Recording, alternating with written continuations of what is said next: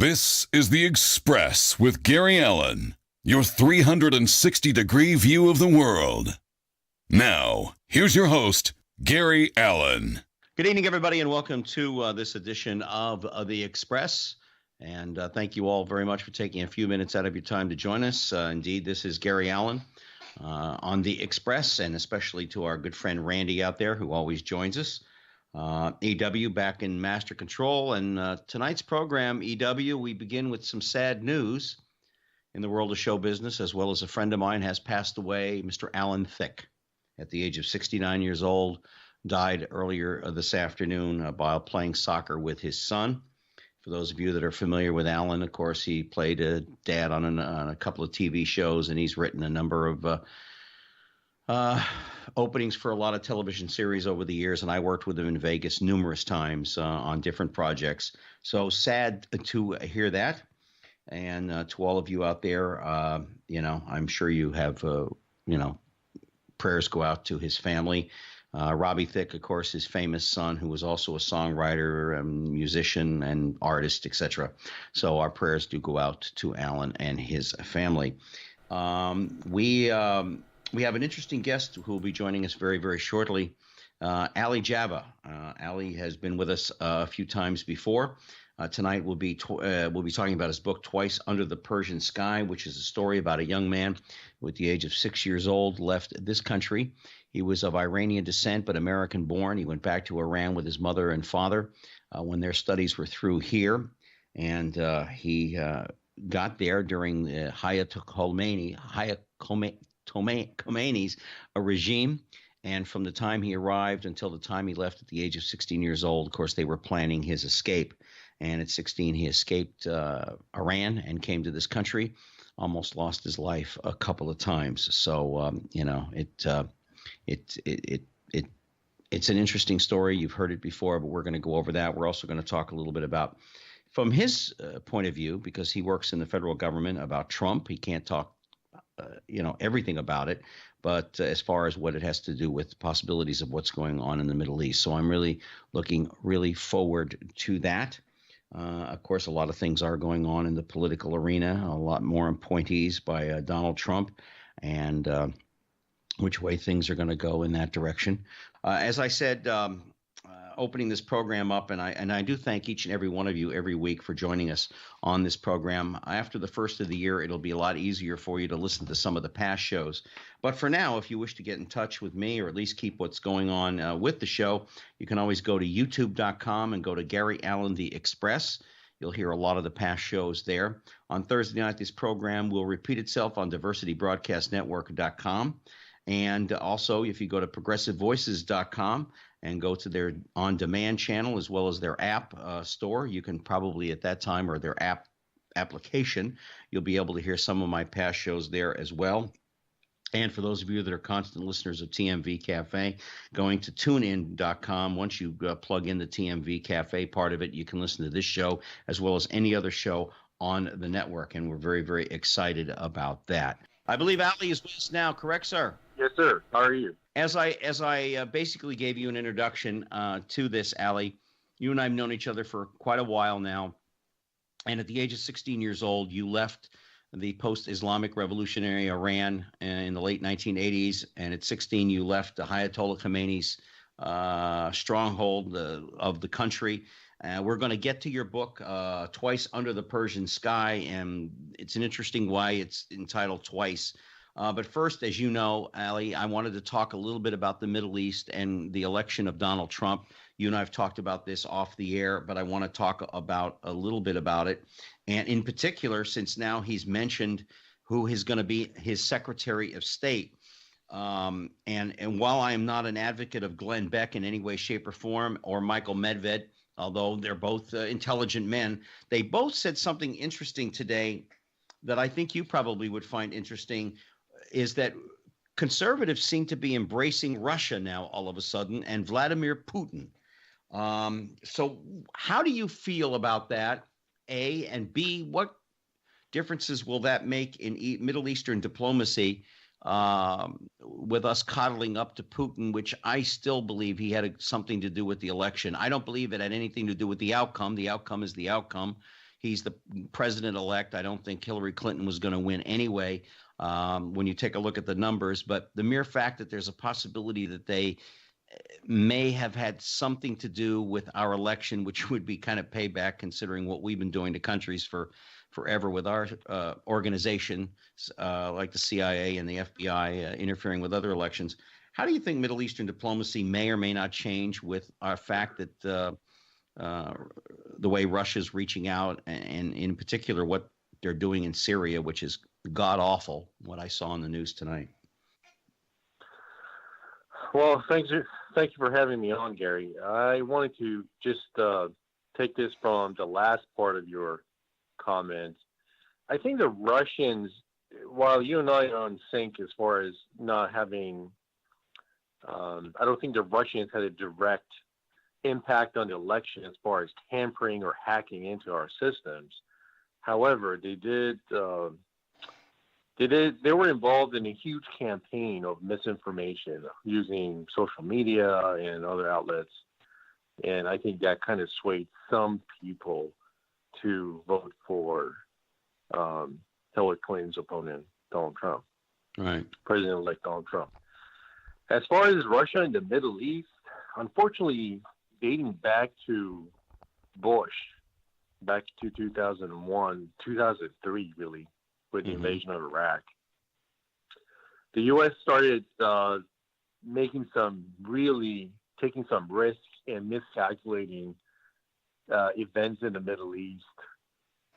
Back then, you had Saddam in charge. Saddam was relatively secular. He was not involved in with any Islamic group, although just to get under the skin of the Israelis, he would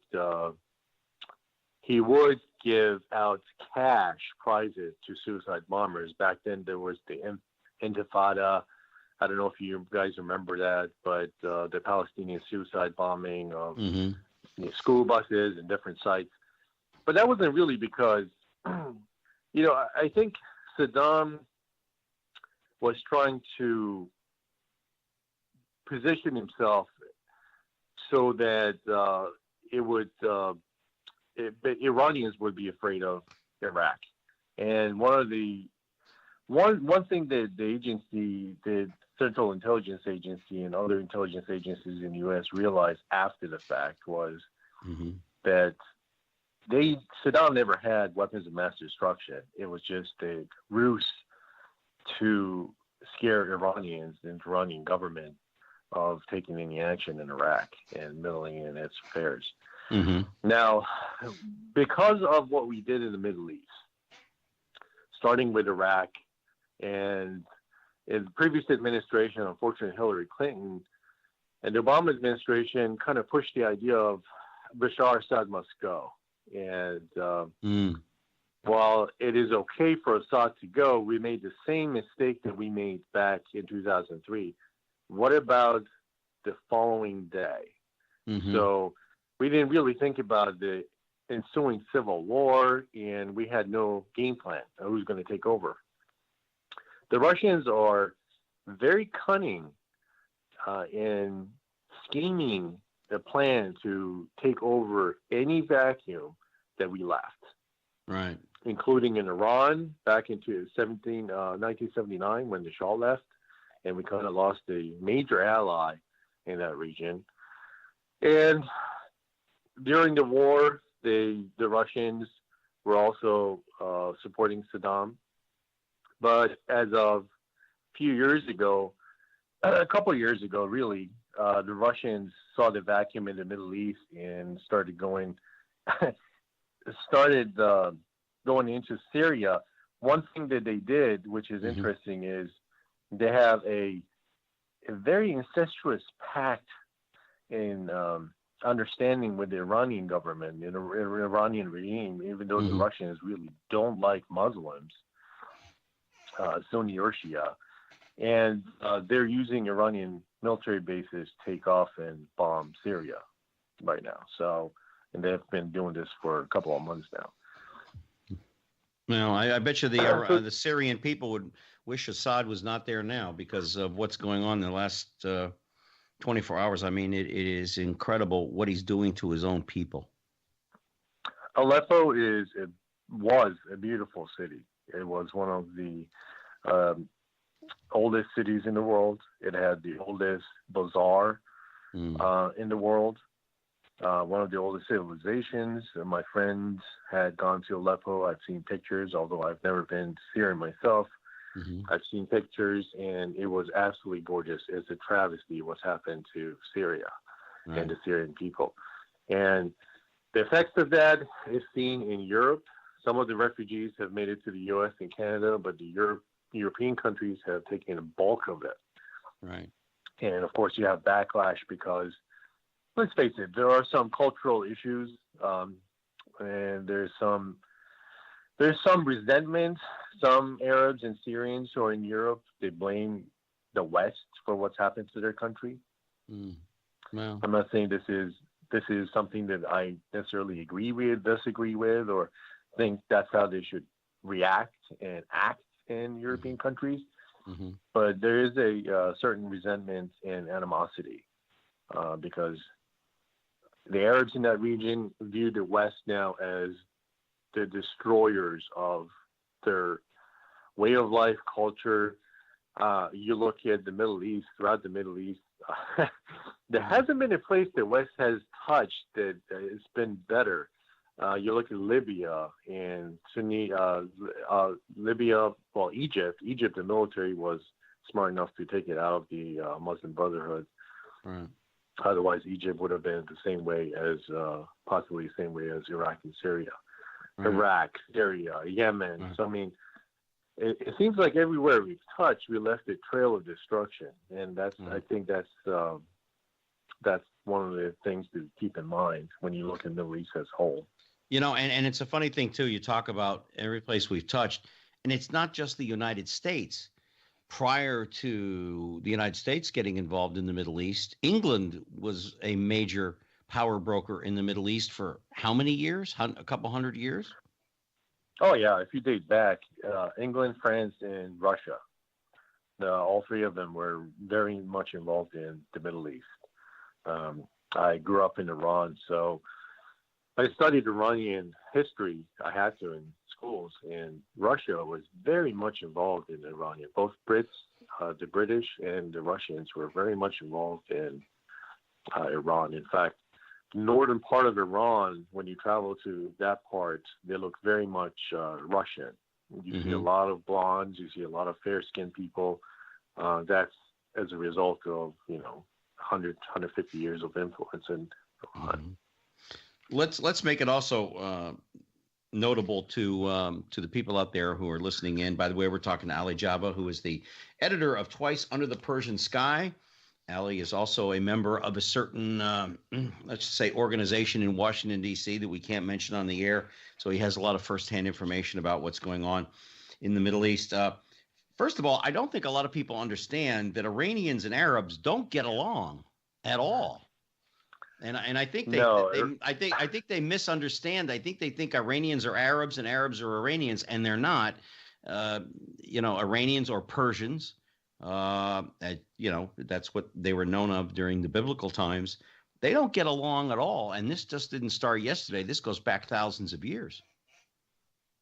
Yeah, Iranians are consider themselves Persians, although the Persian population has shrunk in the past several decades. I think right now it stands around somewhere between 50 and 60%. You have other ethnic groups in Iran. So you have Azeris, who are a closer ethnic group to Azerbaijan, Republic of Azerbaijan, and Turkey. You have Arabs in the southeast that are on the other side of the Basra province of Iraq.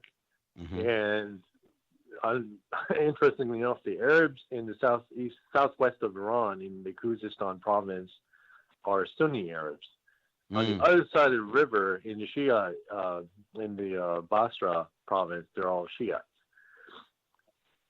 And that's because dating back in history, you have Arabs who settled there from other parts of the region, like Saudi Arabia, Kuwait, and they're Sunni. So Yeah.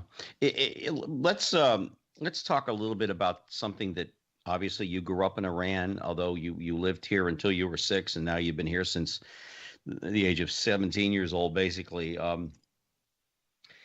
The average Iranian person, much like you and I walking the streets, they don't hate America. I mean, I hope Americans and the people who are listening right now understand that, and those that listen to this program understand that the average Iranian loves the idea of capitalism, loves the idea of the freedoms that we have in this country.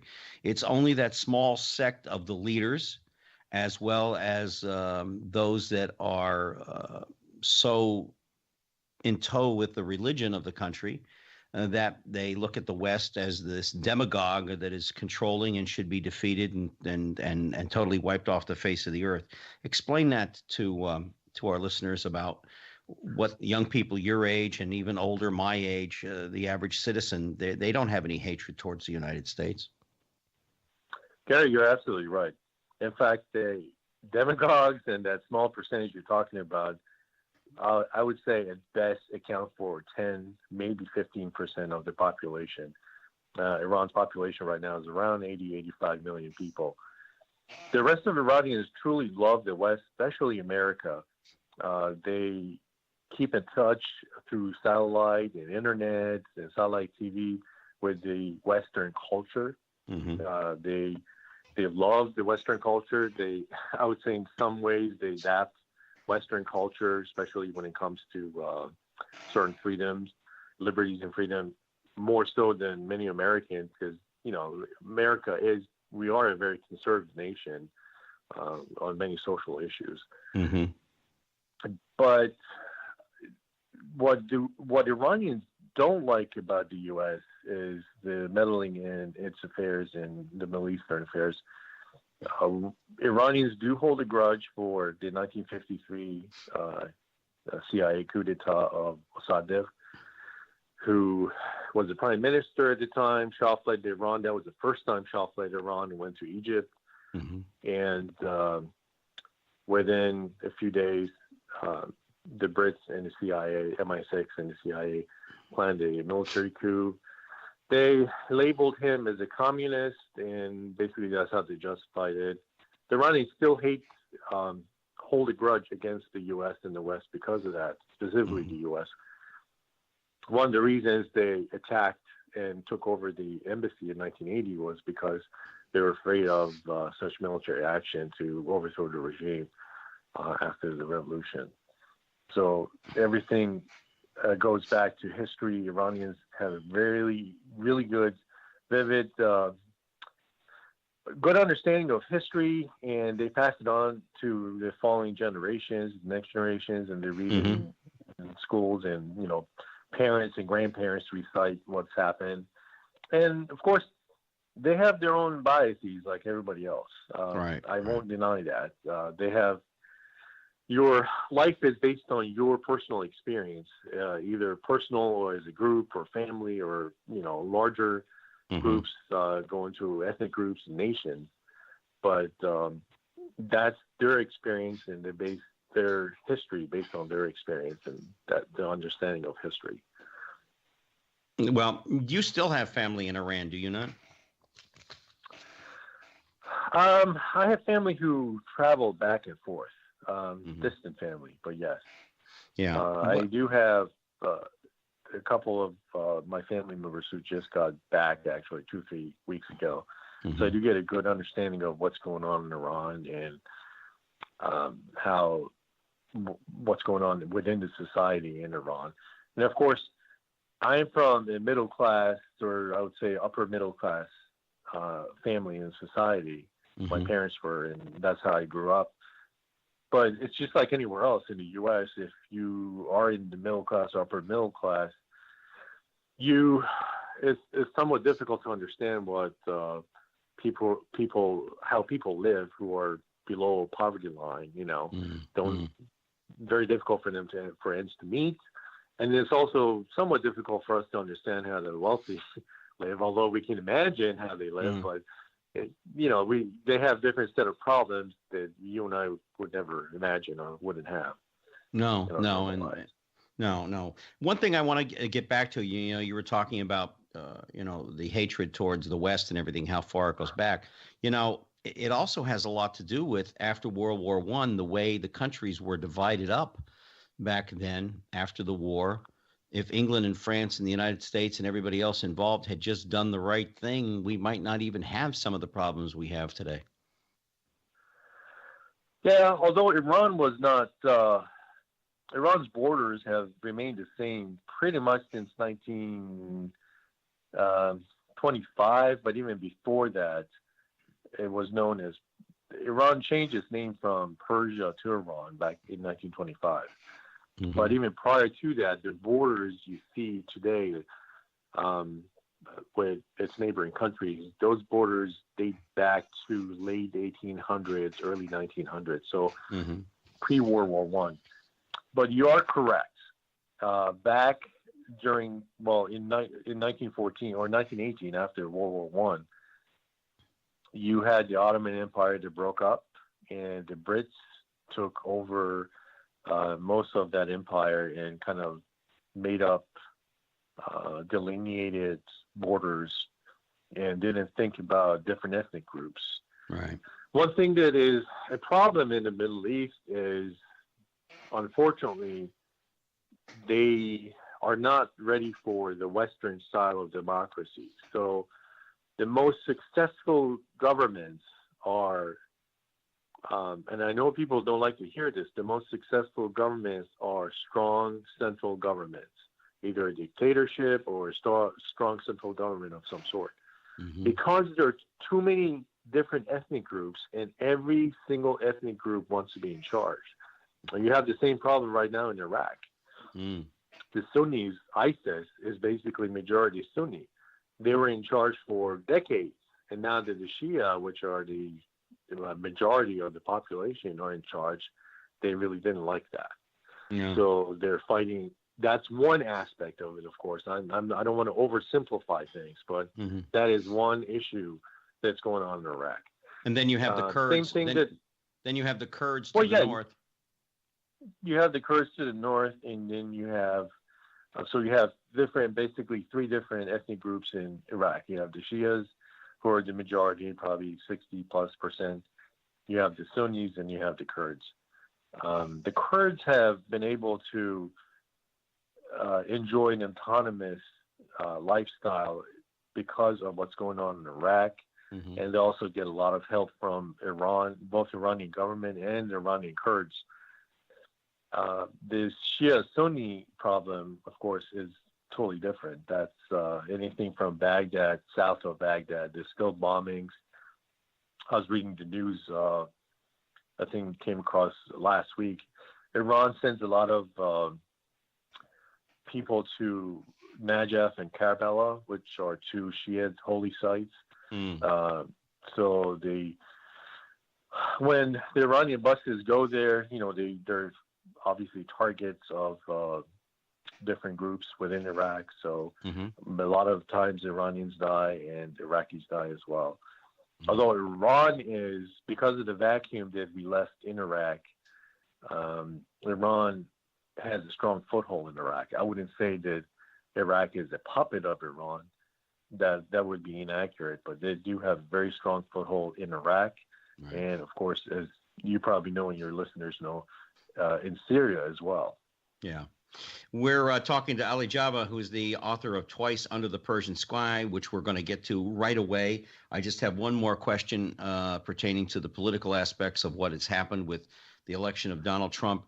Do you think, with what you've seen so far, that he and the people he's appointing, particularly Tillerson, as Secretary of State, whether he gets confirmed or not remains to be seen, can make a difference in the peace process, in the diplomacy going on in the Middle East, Ali? Peace process in the Middle East, probably not. But my guess is we'll have 6 months to a year from now, we'll have a different relationship with Russia than we do now. Yeah. I think it would be, I don't know if you want to use that word, probably more friendly relationship, although the Russians are. So being an Iranian American, both being Iranian, I distrust the Russians. As an American, I also distrust the Russians. So it's, I think it's going to be a very strange relationship. Maybe it's not fully based on trust, but it's going to have to be, I think, because we left a vacuum in the Middle East, and if we want to, we probably have to work with them to try to fix it. And they will be looking for their own interests, as probably any country would. I mean, we look out for our interests in negotiations. But I mean, but what I'm getting at though is, Trump keeps saying he's going to tear up the deal between Iran and the United States and other countries, and I think that would be a big mistake, a huge mistake. Yeah, well, Gary, that deal is. I think the Iranians don't count on that deal from the U.S. side anyway. They already have good relations with. They already have good relations with Russia, China, and other Southeast Asian countries. They just signed a contract. They actually signed a military pact, military agreement with South Africa. So, and they are heavily involved in trade now, or headed that way with most European countries. So most American companies are missing out and investing and doing business in Iran. And I'm just looking at it from business perspective. I mean, as far as the political issue, I think a lot of people in D.C. still have a problem dealing with Iran. But my take on it is, if the Obama administration was able to reach a deal with Iran and we're able to somewhat normalize relations with Cuba, the current Iranian government does not want to open up diplomatic relations, and they definitely don't want to they don't want to conduct any business relations with U.S. Very limited. I believe Boeing just sold some planes to Iran, but they do not want a floodgate of cultural influence in Iran, because they know that that's going to be the beginning of the end for them. Because people are going to, once people get used to a certain lifestyle, the people of Iran, majority overwhelming, just like we talked about in the beginning of this conversation, are secular or not. Even if they're religious, they definitely don't approve of this government. They don't like an Islamic regime dictating their everyday life. They want religion and politics separated. So the current regime is very afraid of letting the U.S. anywhere in Iran. The deal, if it's torn up by Trump, is going to be a symbolic issue and used for propaganda domestically in Iran, saying, see, we can't trust them, or they're lying to us from the get-go. But as far as normalizing relations and dealing with Iran, they already, based on everything that I read and I hear, it's not something that they trust the U.S. anyway. So, yeah, that's not going to be an issue for Iran and the U.S. relations. All right, let's get to the book Twice Under the Persian Sky by Ali Javan. This is a wonderful book. As I've told you before, my friend, there needs to be a follow-up to this in some way, shape, or form, and I know all your friends have encouraged you to do so. The title of the book, Twice Under the Persian Sky, at first I wasn't sure why you picked that title, and then when you read the book, you understand more and more why it is, because you had to try to escape twice before it finally happened, which I assume is where the title comes from. If I'm wrong, I know you'll correct me, but I think that's where the title comes from. At the age of 6, when you arrived in Iran, and your parents decided at that point, we're going to get you out of here just as soon as we can. And I know it took 10 years for some obvious reasons. There were probably heavy tensions going on, and you couldn't exactly just walk out the front door. But it nearly took 10 years of planning to get you out of Iran, didn't it? Yeah, the heavy lifting of the planning took about the latter 2 years, really. But in the beginning, it wasn't too bad. When we went to Iran, there was pre-revolution, and then when things happened, in the beginning first year and a half of the revolution, it wasn't certain that the mullahs would stay in charge. You had different factions in Iran. So you had the Communist Party, you had the monarchs who still wanted the Shah back, you had the students, the Iranian students who had studied overseas.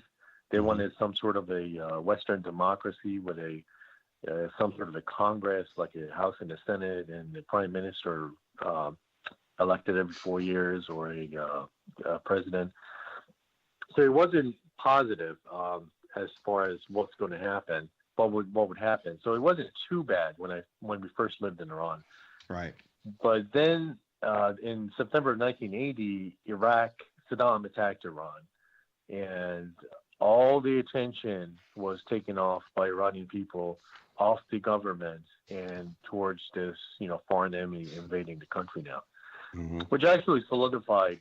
It's a very sad story because it solidified the current regime's longevity because of Saddam's attack. And many Iranians believe it was promoted and encouraged by the West in order to overthrow the regime, but that was also a big mistake if that is true.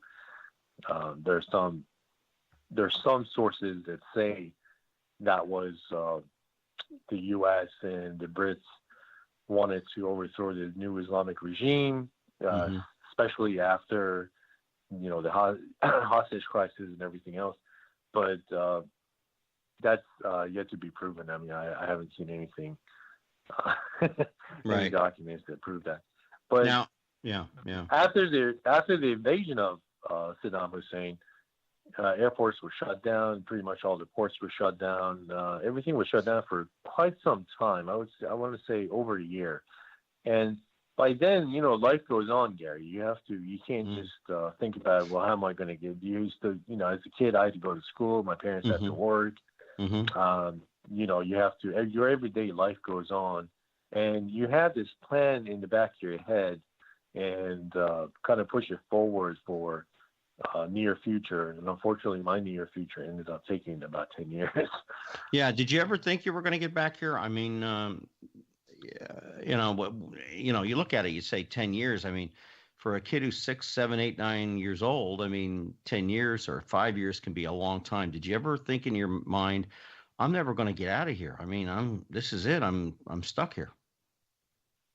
Yes, I was depressed, especially the last 2 years from ages 14 to 16. I was really depressed because obviously I didn't want that lifestyle. There was no future for me in Iran, and the plan had not materialized for me to leave Iran yet. And I just didn't know what my years were going by, months and years. I mean, keep in mind, when you're 16, and I lived in Iran between ages 6 and 16. So at that point, I lived 55, 60% of my entire life in Iran. So I was definitely depressed and didn't feel well. And in fact, not because of the depression, but because of sanitation issues in Iran, I also contracted yellow jaundice at age 13 or 14, which really affected me. And I was hospitalized for a couple of weeks with that. Right. Of course, liver yellow jaundice damages your liver. Yes. And so, yes, I did. I was very depressed, and it took because it was taking a long time. I just at points did think, well, is this going to happen? Am I ever going to make it out of here? Right. Your escape, the first, and we're going to kind of jump ahead a little bit, but the actual escape itself, how many times, besides the fact that the Iranian boat, the Navy, they're the little boats, or little PT boats, or little patrol boats, almost killed you the first night out, which you had to turn back. And then, of course, the second night, what went through your head after that first night when you're thinking, oh, we're going to try this again? What went through your head? I mean, and by the way, folks, we're skipping over an awful lot here of how he got to passports, how he got from point A to point B. And keep in mind, the entire time that he's escaping from Iran, he's a United States citizen, dual citizenship, Iranian citizenship, as well as United States citizenship, because he was born here in the U.S., in New York, I believe, where your mom and dad were studying. So, I mean, how many times did you think, "Oh, this is it. I'm not going to see the sunrise tomorrow"? Gary, for that first time, the sun had just come up when we got basically pulled over by the Iranian Islamic Revolutionary Guard Corps Navy, the IRGC Navy. By the way, these are the same exact boats. I don't know if your listeners follow the news on Iran, but if they Google it, they can see these are the same exact boats who have been taunting U.S. ships in the Persian Gulf, setting a collision course and trying to just play with our Navy. I'm always surprised that our Navy doesn't sink their boats. But it must be for diplomatic relations. Just one shell. Reasons because one shell. I mean, you know. Yeah, I mean the 50 cal gun on any of these ships could definitely just mow them down, and that would be that's half their Navy right there. But that first day, or I should say early morning, it was really scary because the captain of the boat got beaten up by the IRGC. I talked about that in my book. Mm-hmm. The IRGC guy who came on board kicked him so hard in the chest that he fell into the Persian Gulf and did not come up for a good 45 seconds, which seemed an eternity at the time. Mm-hmm. I remember looking down at the water, seeing maybe he just he had a heart attack or broke his rib cage and went into his lung. Maybe he has a collapsed lung. And when he came up gasping for air, and then he started beating up the second guy, his shipmate.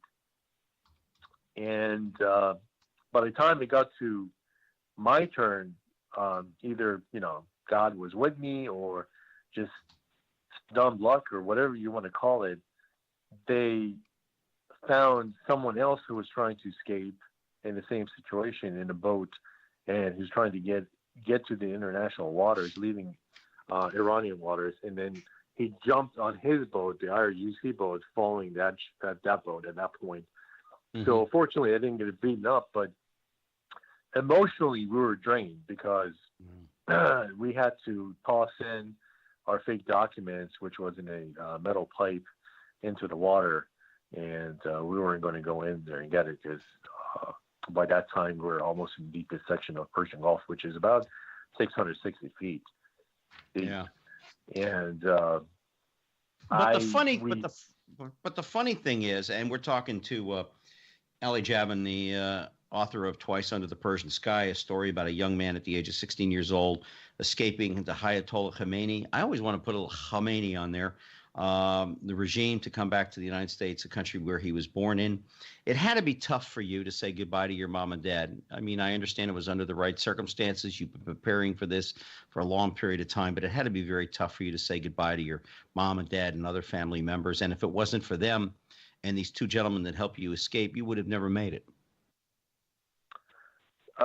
Yes, it was very tough because as a 16-year-old, I'm just trying to envision what most American kids do at 16. You're going to homecoming, or you're going on a school date, or this was in September of 1989. So school had just started maybe a month earlier, and so homecoming was about the right time. Mm-hmm. And meanwhile, I'm trying to leave one country, cross a body of water for several hours, and illegally enter another country just to be able to get back home. And meanwhile, I have so many different obstacles, being able to leave Iran, making sure that the boat doesn't sink. By the way, we didn't have any life vests either, which is a completely stupid thing, but those, the captain and the two guys who took me basically smuggled me.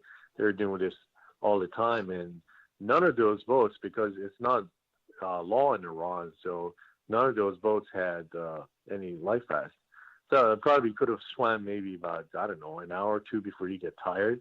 Yeah. And the Persian Gulf is also known for hammerheads and a couple of different species of sharks. So even if I did survive and get picked up, that would be if I didn't get beaten up by a shark.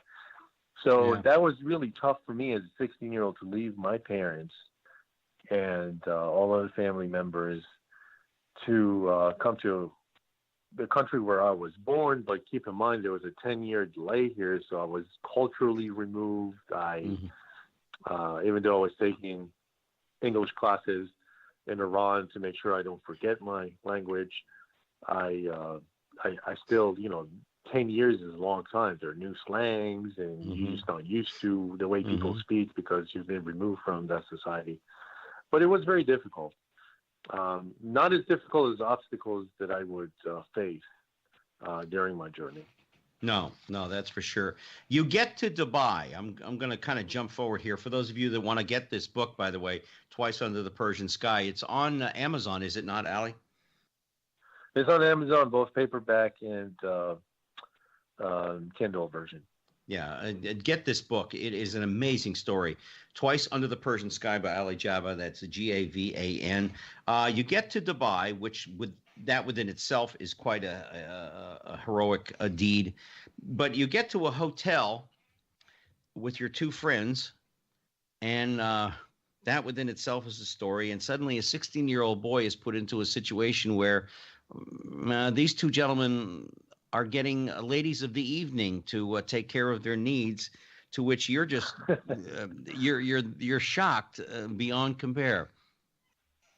Well, yes, I lived a very sheltered life. So for your listeners, at 16, I was not. There are a couple of girls that I liked, but I wasn't by any means sexually active, and.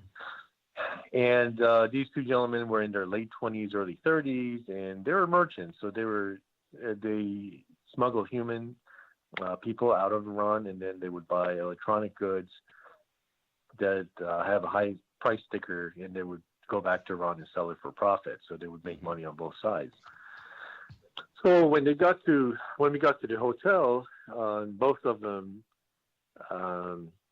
for lack of a better word, hired a prostitute.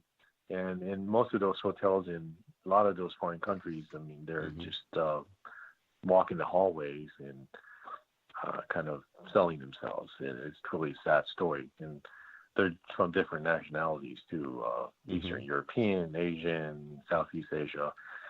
And so when I went to the room, somebody else was there, and they talked to me as if I was interested in maybe going in a third, since they were going half and half, and they said it would be cheaper if I go a third. And I'm like, I'm not really interested. I had bigger fish to fry. I had so many things on my mind. That was the last thing on my mind at that point. Right. and frankly, once you got to Dubai, after you got through the evening with the ladies of the evening, it only got a little bit worse for you, because at any particular point, somebody could have turned you in. As far as needing a passport, you went to the consulate, which you found out they weren't very helpful in helping you get where you needed to be. You had to go someplace else.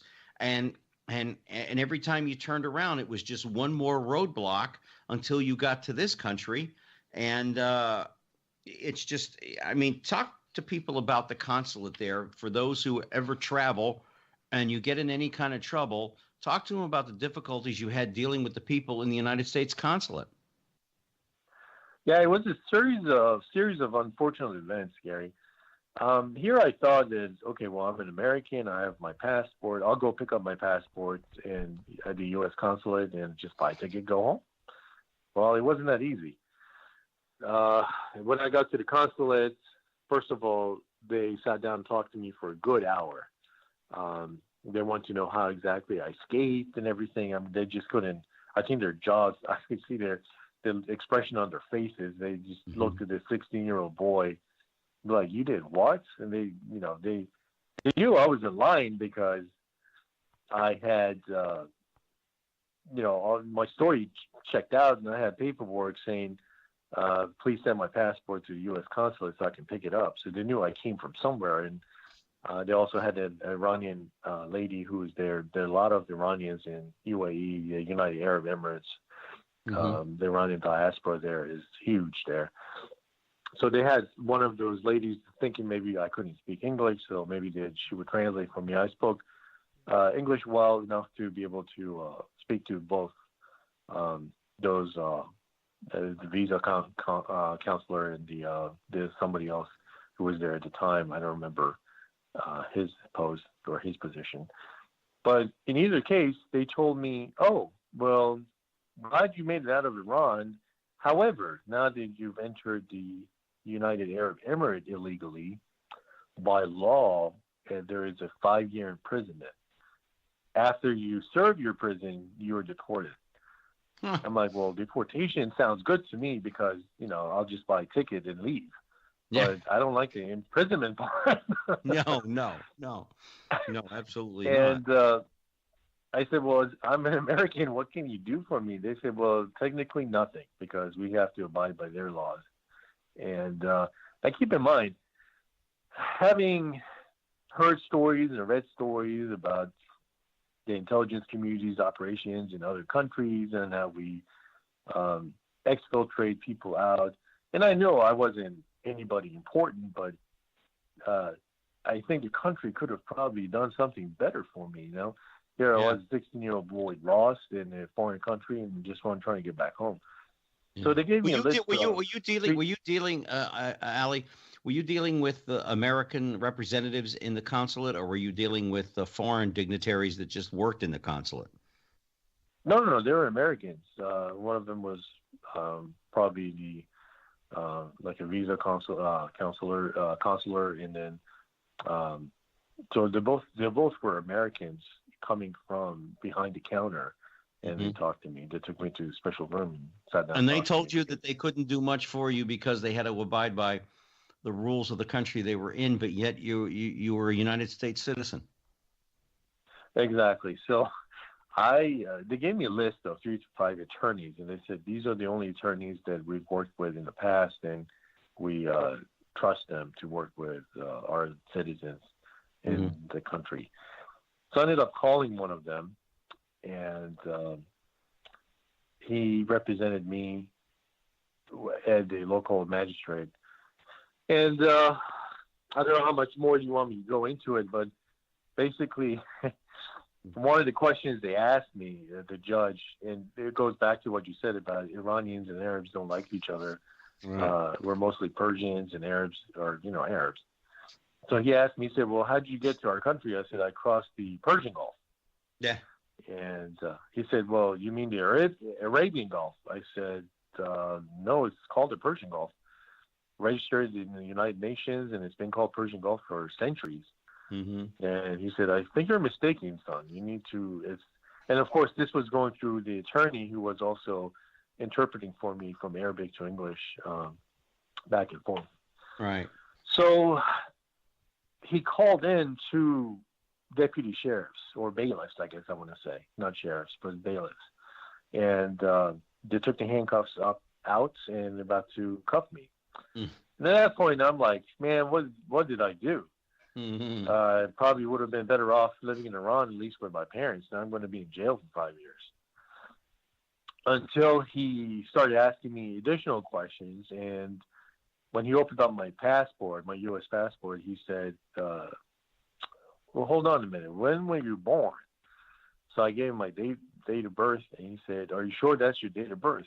I said, yeah, that's when I was born. Yeah. So then he signaled and told the 2 bailiffs that, no, go away. And he said, I will have to write something because you're under 18, underage. We cannot send you to prison. However, you have 10 days to leave the country, and I suggest you leave immediately. you're getting deported Hmm. and cannot return back to the country for 10 years. Okay. And I was Okay. happy. Yeah. Okay. Yeah. Hey, not a problem. Not a problem. Yeah, not a problem. We're talking to And Ali Javan from the author of Twice Under the Persian Sky. Go to Amazon.com and you can get the book. It's a wonderful read. Yeah, once he told you you're going to be deported, you're like, okay, that's fine. That works into my plans. I was Gary. I have to tell you that was probably one of the happiest days in my life to this day. I'd have to put it on like the top 5 or top 7 happiest days of my life. Mm. So, and I hope the other one was the day you got married. You know, I mean, because Well, getting married, having my son, obviously when my son was born. Right. Then a few other days, but that was definitely, the freedom. There's a sense of just rush. It's very difficult to explain that, you're free now. You can, I knew that I was free and I was going home and everything was going to be okay. Right. So the first thing I did was I went out and bought a ticket. And I didn't really care, how much it was, because as you know, if you don't get a ticket 3 or 4 weeks in advance, it's going to be very expensive. Right. And it was a one-way ticket, Gary, Yes. to New York, JFK. And so the rest was history. I was in the U.S. at that point, or shortly after. And then somewhere along the line, while you were in school, some gentleman approached you about, and you weren't sure at first what they were asking you questions about and why they approached you. And of course, today you work for one of the, I don't know how you describe it. I'm trying to avoid saying who you work for without saying, but you work for one of the top U.S. intelligence agencies in the intelligence community. Now he's not a spy, okay, folks. So he's not, let's get that straight. But he is open to learning an awful lot. That had to be an experience and a half, because the training that you went through was very much like what the SEALs go through. I wouldn't say that it's that rigorous.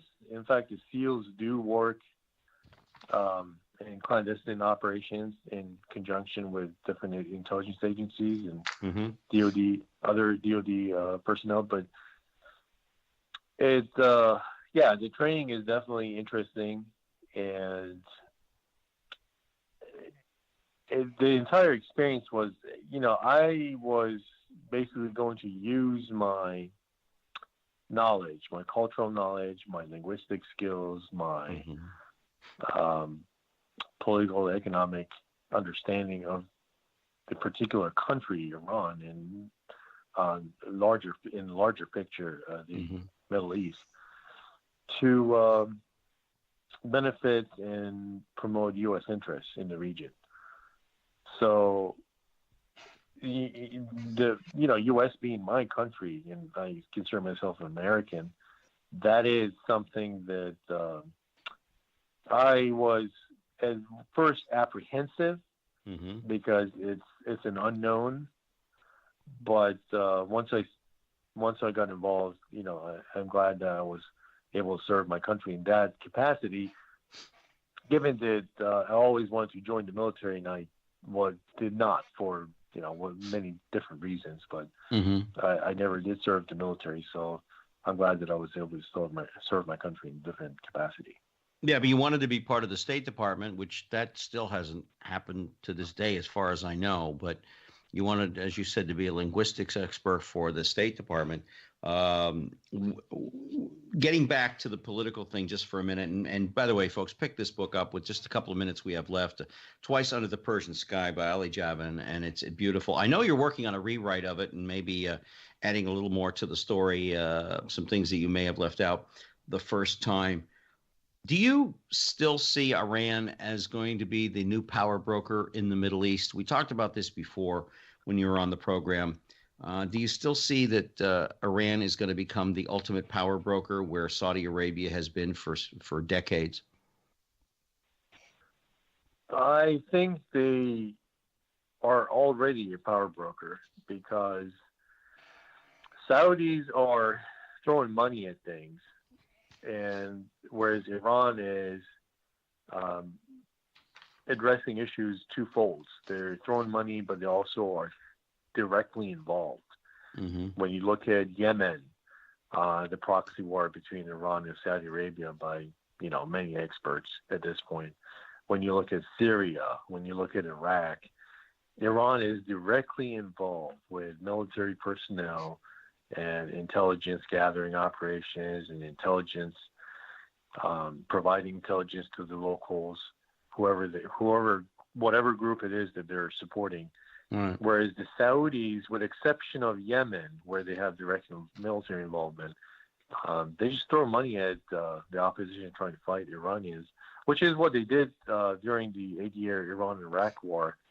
Kuwait, Saudi Arabia, Qatar, they gave a lot of money to Saddam to fight Iran. And in the end, when they asked for the money back, one of the reasons Saddam attacked Kuwait was because he said, "What money? I protected you guys against Iran, and what are you talking about?" And that's why they invaded. He invaded Iraq. Saddam invaded Kuwait in 1991, or 1990. So Yeah. Iran is already a power broker, whether we like it or not. The only thing that I hope we do as a foreign policy towards Iran is to promote regime change from within, really. Mm-hmm. One of the missed opportunities was the Green Movement a few years ago. Mm-hmm. And I wish we had done something to topple the regime back then. If you had one wish to come true, as far as the Middle East is concerned, I'm not referring to your personal life or anything, what would it be as far as what's going on in the Middle East? Oh, it's really heartbreaking, Gary, because there's so much history from Israel to Syria to Iraq. I mean, Mesopotamia is where civilization started. So it is truly upsetting when you see what's going on just because of different ethnic groups and different religious sects. And right. So, truly peace. I mean, I wish they would all be able to get along somehow. Right. But do you see that day coming? Do you ever see that day coming? It's wishful thinking. I don't think it's going to happen in my lifetime. I really doubt it. It's sad. It saddens me to say it, but I don't think it's going to happen in my lifetime.